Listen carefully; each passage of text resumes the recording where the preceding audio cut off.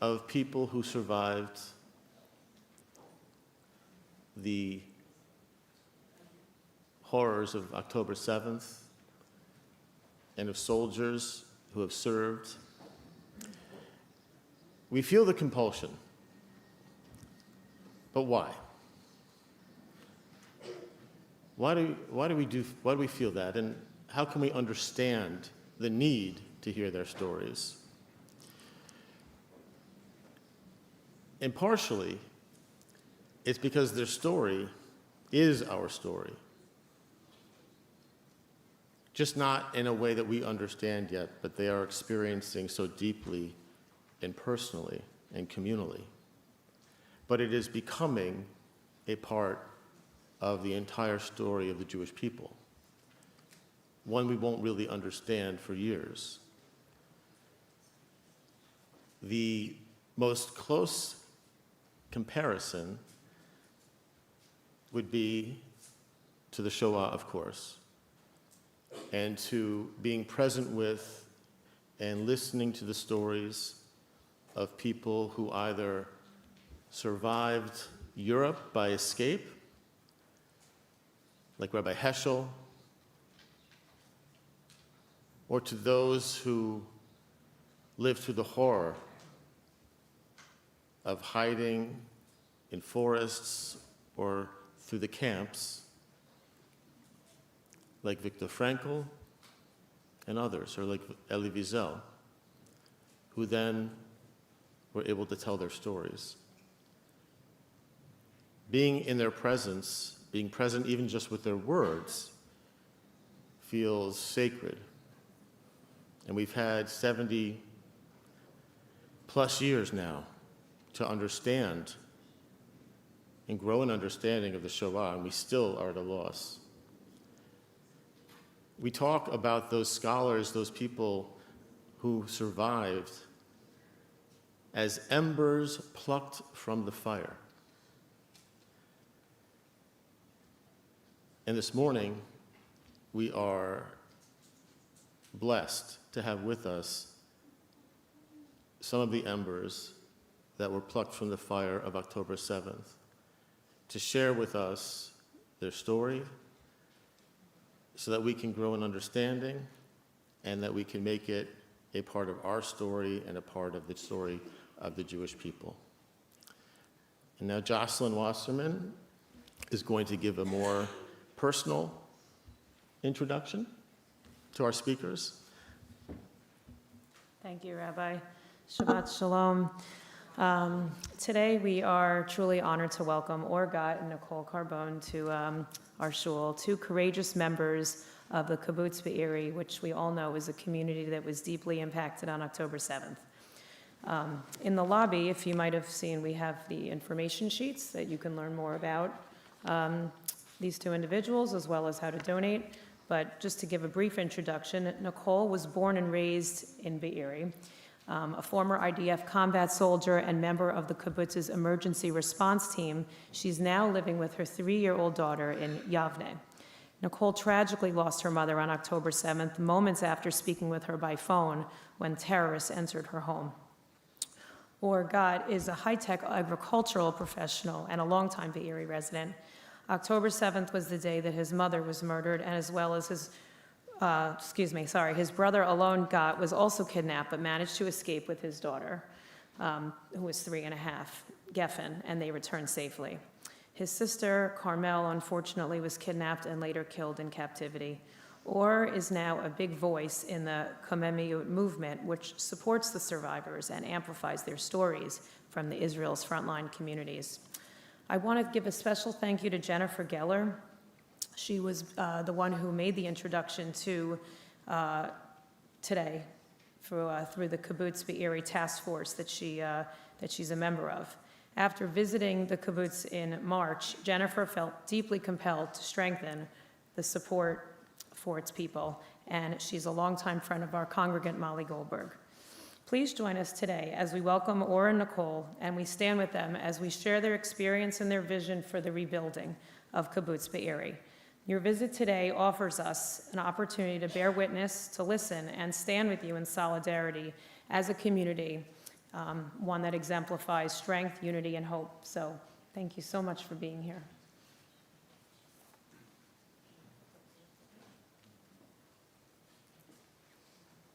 Thank you very much for everyone. It's an honor to be here. Nicole gonna start with her story, and I will share later my story, and that's where you will find out what happened in Kibbutz Be'eri for our community and for us personally, to our families. Hello, everyone. Shabbat shalom to you all. Thank you all for having us in here. It's really important to share a story in any way that's possible. Everybody should hear what we've been through in our community, in our kibbutz, in our region. It's not only our kibbutz, it's not only our story. It's a whole story. It's one big family and one big community and a united one. But yeah. So as mentioned, I was born and raised in Kibbutz Be'eri.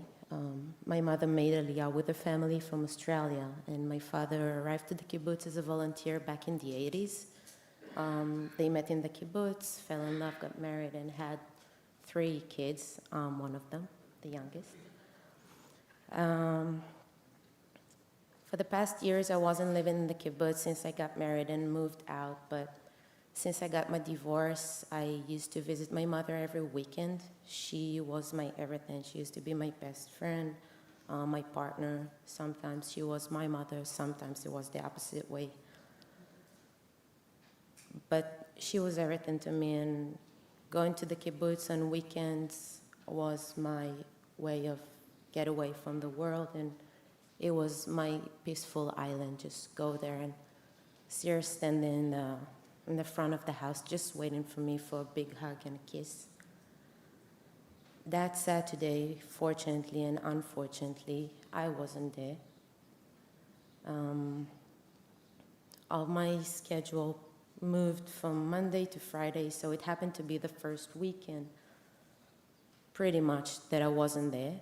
And as mentioned, I was part of the emergency team response, and I was a combat soldier in the Karakal unit in Israel. It's a unit that combines both gender, female and male, fighting together, protecting the Israeli-Egyptian border. So my purpose is all about protecting my loved ones, protecting my community. And unfortunately, I wasn't there that Saturday to protect my loved ones. I was speaking with my mother the whole day. And I vividly remember on Friday, I had this feeling I couldn't let go of me not being in the kibbutz. And I remember saying to myself, Nicole, just let it go. One weekend you're not going to be in the kibbutz. What's the worst going to happen? And I woke up at 6:30 in the morning from the alarm, and inside, deep inside, I knew it wasn't a regular alarm. I knew something really, really bad is going to happen. I grew up with the alarms around the missiles alarm since 2000, since I'm in kindergarten. I was talking to her the whole day, trying to understand what's going on in the kibbutz, what's going on with her. At first, she said, listen, everything is okay. Don't worry, honey. I'm safe. We're all safe. It's just an alarm. Everything is going to be just fine. Later on that day, she mentioned that they're here, and we spoke in the WhatsApp group. The whole tribe of a family who lives in the kibbutz were spread around 9 houses. I spoke to her on the phone, and as time passed, she said she could hear Arabic yelling and screaming, and she could hear all this shooting around.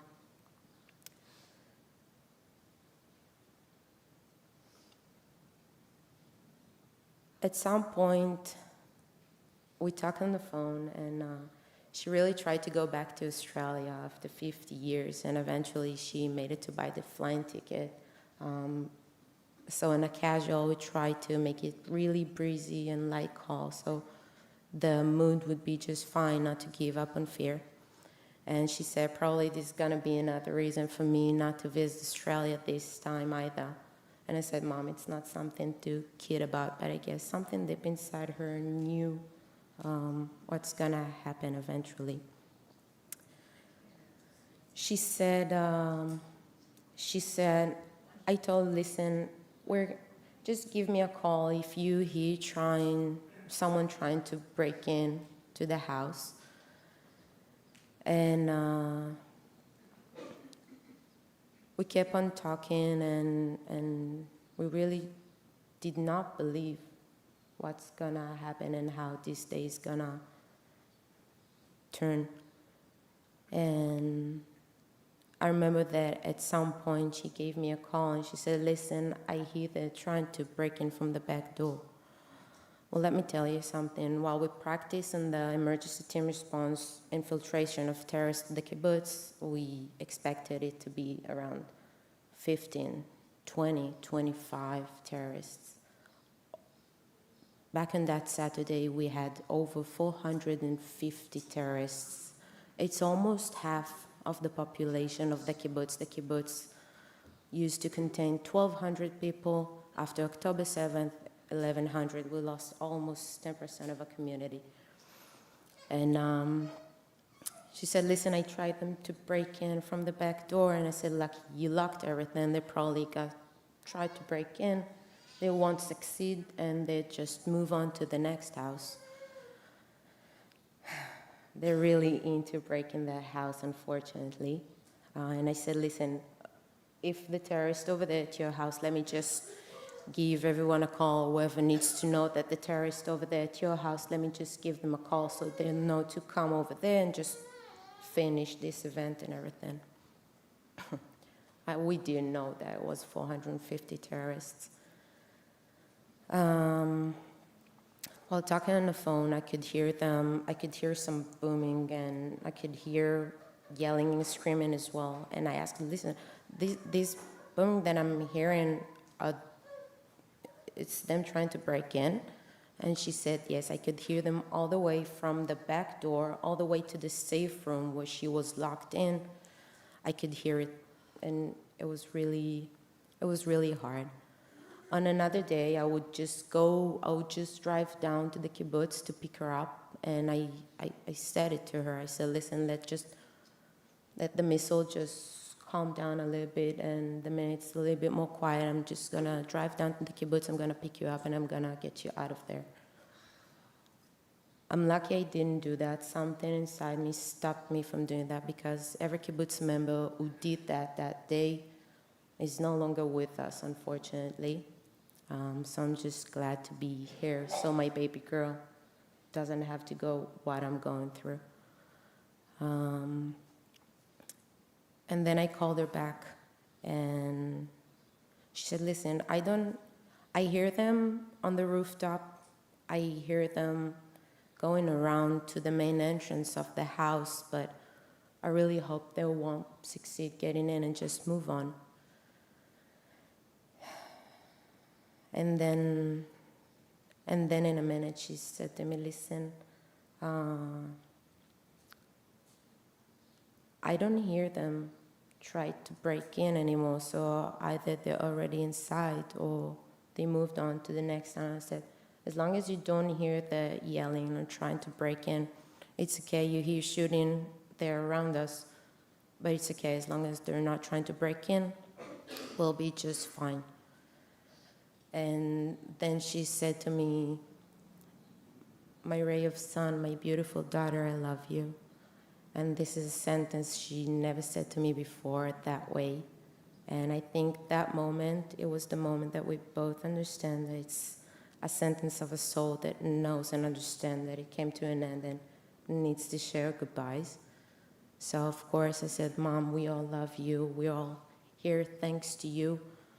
And after a minute, she became really, really quiet, and she said, they're here for me. I'm gonna hang up now.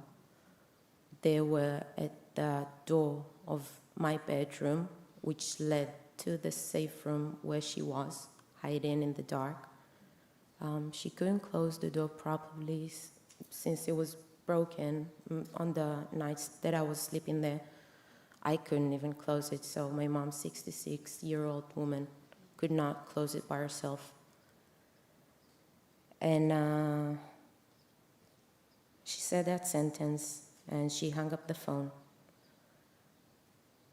I was rumbling around the street in Yavne. I didn't know what to do with myself. I didn't know what to think. I didn't know if I'm gonna hear her again. And I was trying to ask, what you closing? And the call was already gone. And for a few days, and then I started receiving all these videos on WhatsApp groups, seeing terrorists taking people from the kibbutz, and I recognize people. I recognize All's mother on the videos, and it's just one street next to my mother's house, and we don't understand. I don't understand if she's still home, if they got her, if she's dead, if she's a hostage. We didn't know. It was only until Wednesday, they called us and they let us know that they have found her. Later on that day, it took us a while, but I realized, I figured I have my man, so I know nowadays that 6 terrorists entered that house on one elderly woman. It's not really fair. But this is how it turned for us, and yet we're feeling so blessed in my family. We're spread around 9 houses. My brother and his wife and the baby got out safely. My father's house, the house that I grew up in, was burned down to the ground, and somehow he got out in a miracle way. My cousin, my aunts, everybody got out safely. So even though we lost my mother, we really feel blessed. And my hero in this whole story is my grandfather, which is a Holocaust survivor. He made Aliyah. He moved from Paris to Australia, and they made Aliyah straight to the kibbutz. And by the age of 93, he had to bury his oldest daughter because she was murdered in a house in a nightgown. This is our story, and this is only one story that we've been experienced that awful, awful Saturday. And our community is so united, and we know everybody since the day they were born or since the day we were born. We are one big united family. So therefore, these stories, it's not just personal story, it's all of us story. And this is basically my personal story. Thank you. Thank you for hearing it. Please, let's hear all. Thank you, guys.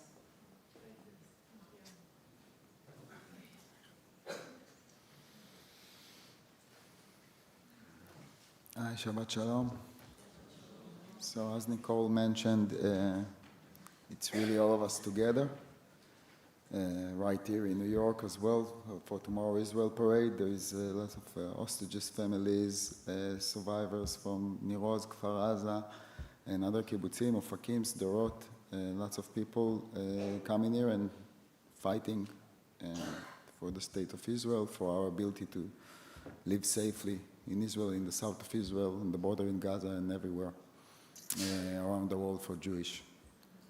In Kibbutz Be'eri, on October 7th, there were murdered 100 people.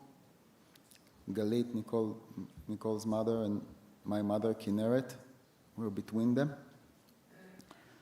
My family were together on October 7th. I was the only member of the family that wasn't there. In that weekend, we were celebrating a bachelor party for my friend, Oren Weiss. So 20 guys and 2 girls from the kibbutz, all of us from Kibbutz Be'eri, with families of our own in the kibbutz in that time, we went in Friday, October 6th, we went to the beach next to Ashdod city. That way we all saved. Just a small spoiler for you, all of our families, all of our private families, let's say, my friends' wives and kids, they all survived. While their wives, without their men, are in the safe rooms, some of them pregnant, some of them with little child, holding the safe room door. And our core families survived, but our parents of some of us and sisters and brothers were killed, were murdered. Some of them Yarden Tzemach, the brother of Yarden Tzemach, my friend, is Shachar Tzemach. He was killed in the dental medic while he was fighting dozens of terrorists, and he was out of bullets about 1 p.m. And Oren Weiss, the bachelor we were celebrating for him, he lost his two parents, Amir and Mati Weiss, Zichronam Levracha. And Tom, Nicole's brother, was with me at the beach on Friday, and on Friday night he came back to the kibbutz, and Saturday morning he was in the safe room with his family. And so it doesn't end. Each and every one of us lost our own family, members of our families, and members of the community, which is our cousins, friends, and people that we grew up with. All of us, on October 7th, that we were in the beach, we woke up from missiles attack on Ashdod, and the first booming was without alarm. It was about 6:20, and only on about 6:30 there were alarms together with the booming, and we started to fold our stuff, to pack everything, all of our camping at the beach, and we remain in connection with people in the kibbutz, with our families, and they said, okay, there is fight here. We see people in uniforms, and they thought the IDF is responding, but there was no IDF. And what they were hearing when I was speaking with my families, that was the neighborhood next to them, the most westward neighborhood, is being burned and slaughtered. That's what they were hearing, that they thought it's a war or some kind of a fight. In some point, I went with another 3 guys to Tel Aviv, after speaking with my mother and deciding not to come back to Be'eri because there is just war and we can eat on the way. But we didn't understand how severe is the situation. And when I arrived to Tel Aviv, I tried to speak with each and every one of my family that was in my house. And I lost connection with my mother about 10:26 in the morning. In that time, on my parents' house, there were Eshel Gat, my father, Kineret Gat, my mother, my elder sister, Carmel, my brother, Alon, his wife, Yarden, Oman, and their daughter, Geffen, 3.5 years old that day. As I knew the terrorists are in the kibbutz, and I know where my house is located, so soon that nobody answers, and my mother didn't answer me in that minute, I knew terrorists are in my house. I first thought I'm 0 out of 6 because there is no way they're going to try to kidnap, because usually it's just not even an option. The IDF is coming, and the IDF is closing the borders for another terrorist not to come and to stop the ability to kidnap. As I was a combat fighter, soldier in the army, I know that's the drill usually. And I didn't think abducting is an option. So I thought they're just trying to kill whatever they can. But 1 hour, 45 minutes after, I managed to hold a connection with my father, and I understand that he's locked in the bathroom, but apart from other. After that, he told us that he was hearing and watching from the bathroom the terrorists taking all of my family out of the house. My mother, Kinneret, was taken, and about 12:30, we got a telegram video that's here with another members of the kibbutz walking cuffed. And after that, we got another videos that you see the kibbutz burning and zooming into those 5 that were walking cuffed. Now they are lying lifeless on the road, on the streets of the kibbutz, 70 meters from her home. With her, all of her friends that been murdered with her on that junction road, all of them parents of my friends, people that I grew up with. We didn't know for sure from this video that she was murdered, but we kept looking for everyone. After that, the terrorists took Carmel, and now we know that she got into a car with 2 teenagers from Be'eri, Alma and Noam Or, and she was in captivity with them until the first deal. Alma and Noam Or came back on the first deal, and in that point, Carmel left alone in captivity. Then she was collected with another 5 hostages, Almog Sarusi, Ori Danino, Eden Yerushalmi, Ersh Goldberg-Polling, and Alexander Lubanov. They all got southern to Rafah, and after 328 days,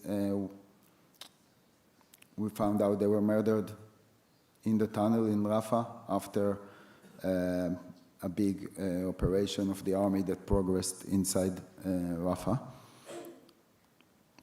Was going forward inside Rafah, and she was murdered by their captives,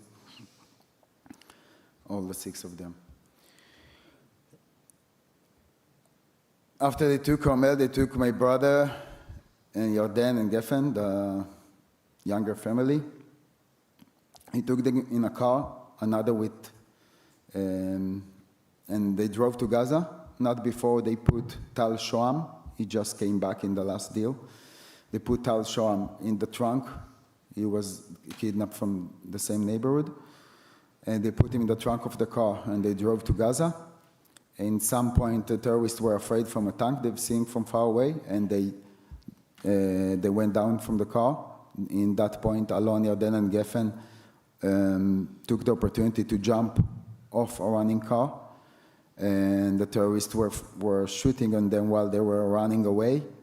Alon took Geffen and ran the fast as he could, and Yarden was hiding behind the tree to pull the terrorists towards her, and that way Alon could escape with Geffen, spend all the night in the field, and come back to Be'eri on Sunday morning. Yarden, in that moment, was playing dead, and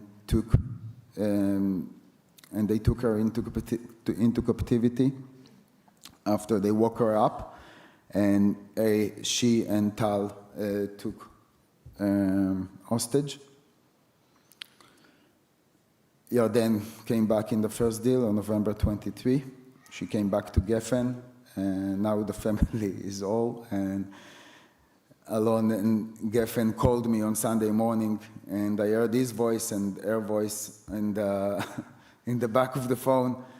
And in that point, I was 3 out of 6. When Yarden came back, I was 4 out of 6, and I never will be 6 out of 6. I'm sorry, I didn't say that my father was locked himself in the bathroom. The terrorists didn't go in. They were shot with the door, but they didn't try to go in. We don't know why, and he was rescued on 9 p.m. that night. And ever since, we were fighting for the return of Yarden, that we got her back on the first deal, and after that, for Carmel. And if the first deal would have been kept, and if we would have made another deal before we would have go in Rafah with the military, we could have saved Carmel, and the other 5, we could have saved a lot more hostages.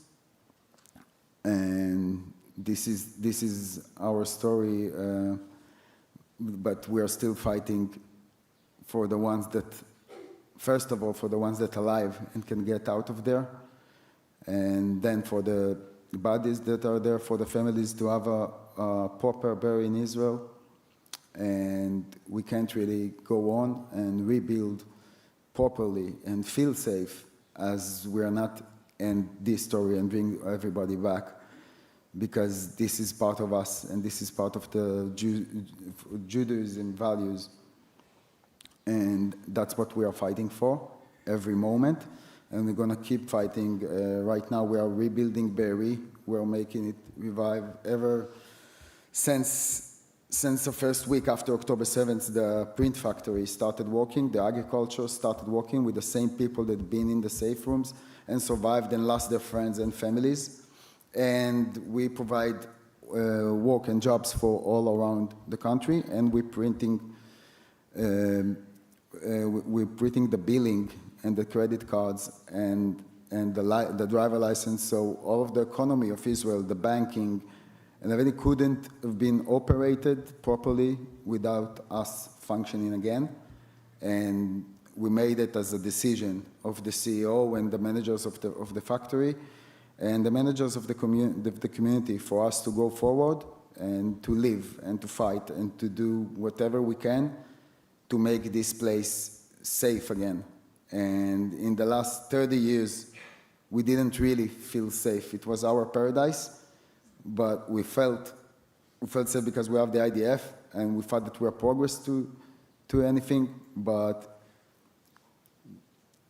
it wasn't. It wasn't safe. It was just a volcano waiting for explode. And now we need to make sure it won't happen again. First, bring everyone back, and then really demolish Hamas or any other terrorist, not just like playing like that. And that's what we need you for more than ever, to rebuild the kibbutz, to make a fact on the ground, that we will be able to raise our children, that our children will be able to raise their children in Be'eri. That's the kibbutz that founded before the independence of Israel, 2 years before. My grandfather, Eliyahu Gat, with another group of people, founded the kibbutz in an operation called 11 Points of the Negev. And back then, there wasn't a state, and they fought the British, the Arabs, and everyone. And they made a fact in the ground. And that's our turn now to be not as much as like them, but pioneers from the start, and to rebuild the kibbutz, start everything better and safer. And thank you very much for helping us doing so in so many ways.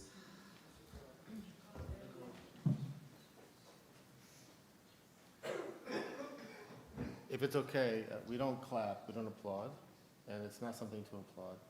But on behalf of the congregation, if I could just give you each a hug, and know that it's from everybody, and that we hold you. Thank you.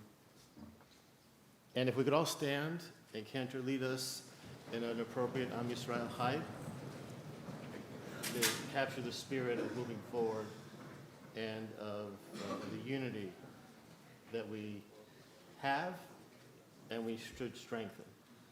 Am Yisrael Chai, Am Yisrael Chai, Am Yisrael, Am Yisrael, Am Yisrael Chai, Am Yisrael Chai, Am Yisrael Chai, Am Yisrael, Am Yisrael, Am Yisrael Chai, Am Yisrael, Am Yisrael, Am Yisrael Chai, Am Yisrael, Am Yisrael, Am Yisrael Chai, Am Yisrael, Am Yisrael, Am Yisrael Chai, Am Yisrael, Am Yisrael, Am Yisrael Chai, Am Yisrael Chai, Am Yisrael Chai, Am Yisrael, Am Yisrael, Am Yisrael Chai, Am Yisrael Chai, Am Yisrael Chai, Am Yisrael, Am Yisrael, Am Yisrael. We're going to have an opportunity after Kiddush to be with Or and Nicole Moore in the chapel, that Michelle Palter is going to help facilitate that conversation. But we're going to continue now with Musaf so that we can kind of complete things, and then we'll be able to be together after Kiddush. But thank you for sharing with us. Janet Jetta is going to lead us in the Chatzi Kaddish and then in the Musaf Amidah. So we're on page 155 for the Chatzi Kaddish, and then we're going to do a. We're going to dive in a Heicha Kedusha for the Musaf Amidah. So Janet will begin and lead us on page 156b through the Kedusha on 157, and we can dive in quietly on our own.